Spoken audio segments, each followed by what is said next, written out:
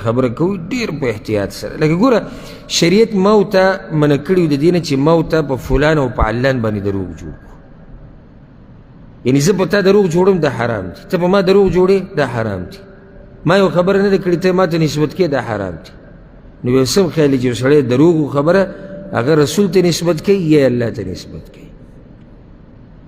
نو دا د بعض ملګري دارونه د دعوت جذبه دا بعض لري او علم ورسره نه وي، نو دوی د بیان خوږولو دپاره د ځان نه ووایي الله دا خبره کړې ده.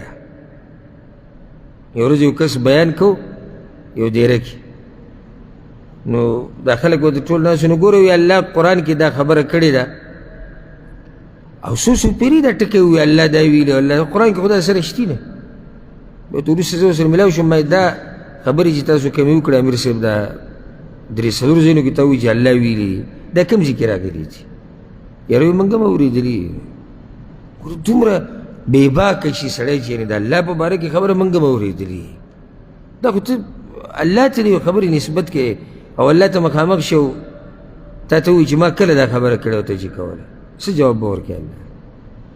او د پیغمبر په نوم چې کوم دروغ جوړ شوي د هغې خو تپوس مه کوه. منګړت حدیثونه، ضعیف روایات، منګړت قصې، بې سنده خبرې دا به بیانوي پیغمبر راغی او داسې وشو پیغمبر راغی. دا د څه دپاره؟ زه ته یو فایده ذکر کړم. علماو دا خبره ذکر کړې ده، کېدای شي په تاسو عجیبه ولګي، خو دا محدثین چې کوم علما تېر شوي دي او دي هغوی دا خبره ذکر کړې ده. وی ډېر دروغ چې وایي په بیان کې او په قصو کې دا هغه نیکان خلک کوي چې علم ورسره نه وي. اوس عجیبه ده سړی نیک دی او وایي څه دروغ. اوس ما سره ټیم نشي تاسو ته محدثینو هغه نومونه ذکر کړم چې دغه کسان په دغه کسانو نیوکه کړې ده او راګیر کړي دي. د ډېرو داسې واقعات شته چې کله انسان د حدیث د علم د کتابونو ته واپس شي نو هغې راګیر کړي چې لکه تا چې دا خبره کړې ده چې رسول داسې ویلي، دا خو یې نه دي ویلي. وایي دا ما ته هم پته ده چې نه دي ویلي. نو ته خو دومره ښه سړی تا ته پته ده چې نه دي ویلي، ولې دي ویلي؟ وایي چې دا خلک دینداره شي. نو ظالمه د خلکو دینداره کولو لپاره ته اوس په پیغمبر باندې دروغ جوړه، خو بل یو صحیح حدیث پیدا کړه، د قرآن یو آیت راواله. دغه خبره چې ته کومه پیغمبر باندې ورته پې خو عامه یې وکړه.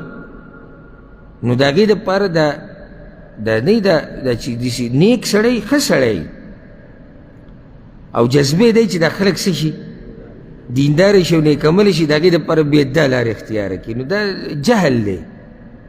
ځکه چې الحمدلله دا علما چې کوم لګېدي د علم چې ورسره دي دومره کوشش کوي چې خلک دینداره شي. که نه څه ورته بیانوي؟ قرآن او حدیث ورته بیانوي. ولې قرآن او حدیث کې دومره څه نشته چې دا خلک یې واوري او اثر پرې وکړي؟ ډېر شی دي. څه ضرورت دی چې زه د بهر نه دروغو قصه راوړم؟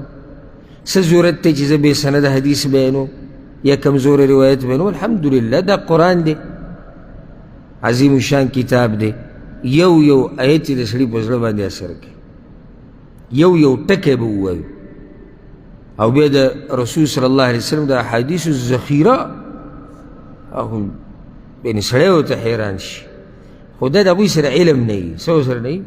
علم نه وي. هلته یو څو روپۍ ورسره وي او هغه ورسره منځ کې څه شي ختمې شي. لکه یو سړی سودا له ورغی، سودا ته یې ډېر زړه کېږي او راوړي ځان سره 15 روپۍ دي 10 روپۍ دي. نو دغه شان دی چې په منبر کښېني نو بیانول ډېر څه غواړي او علم ورسره یو ټکی دوه دي، نو چې هغه ووایي دسه نورې ماتې څه شوې ختمې شوې. نو بیا مخې ته به قصه راووایي او بزرګ او یو پیغمبر به او یو بني اسرائیلو کې یو کس دا قصه به زر راولي د بني اسرائیلو ده.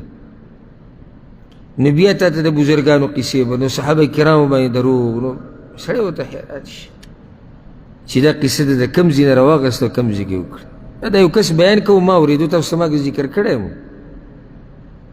وایي پیغمبر صلی الله علیه وسلم یو ورځ ویده و او سهار مونځ ټیم اذان شوی او په هغه خوب غالبه شو.